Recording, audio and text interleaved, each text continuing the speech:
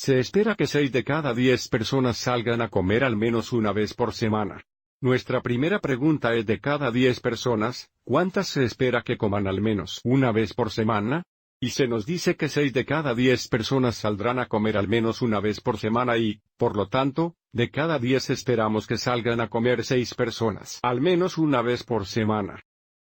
Nuestra siguiente pregunta es: de cada 10 personas, ¿cuántas se espera que no coman fuera al menos una vez por semana? Bueno, si 6 de cada 10 salen a comer al menos una vez por semana, entonces 10 menos 6, o se esperaría que 4 personas no salgan a comer al menos una vez por semana. Entonces esta respuesta es 4 personas.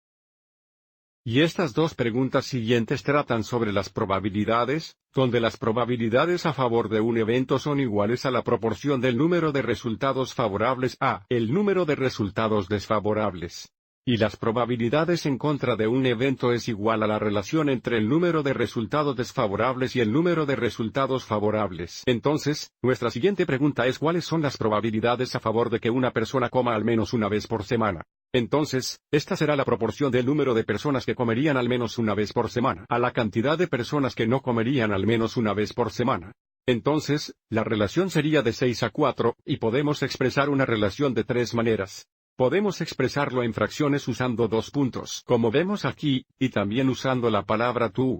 Pero primero escribámoslo como una fracción, porque las razones deben expresarse en la forma más simple, similar a cómo simplificamos las fracciones. Debido a que 6 y 4 comparten un factor común de 2, podemos dividir 6 por 2 y 4 por 2 para obtener una relación simplificada y simplificar las probabilidades. Entonces, las probabilidades simplificadas serían de 3 a 2 en forma de fracción. Estamos usando 2 puntos de 3 a 2. O usando palabras de 3 a 2. Las probabilidades se pueden expresar en cualquiera de estas 3 formas. Y para nuestra última pregunta, se nos pregunta cuáles son las probabilidades de que una persona salga a comer al menos una vez por semana.